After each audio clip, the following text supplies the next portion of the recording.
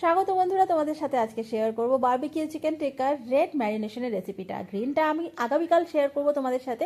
তো রেড ম্যারিনেশনের জন্য প্রথমে আমরা সর্ষের তেল হালকা গরম করে নিয়ে ঠান্ডা করে একটা পাত্রে নিয়ে তার মধ্যে দিয়ে দেবো কাশ্মীরি গুঁড়ো লঙ্কা, আর এটাকে খুব ভালো করে ফেটিয়ে একটা সাইডে রেখে দেবো। এবারে একটা পাত্রে নেব টক দই, জল ঝরানো হলে খুব ভালো হয়। তার মধ্যে দেব শাহি গরম মশলা গুঁড়ো, দেবো গোলমরিচের গুঁড়ো, চাট মশলা, জিরে গুঁড়ো, ধনে গুঁড়ো, আর তার সাথে দেব নুন।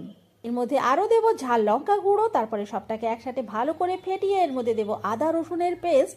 তারপরে আরও ভালো করে ফেটিয়ে এর মধ্যে মাংসের পিসেসগুলো দিয়ে দেবো। তারপরে রোস্ট করা কসুরি মেথি গুঁড়ো করে দেবো, আর ওই তেল আর লঙ্কার মিশ্রণটা এর মধ্যে দিয়ে ভালো করে ম্যারিনেট করব মাংসটাকে।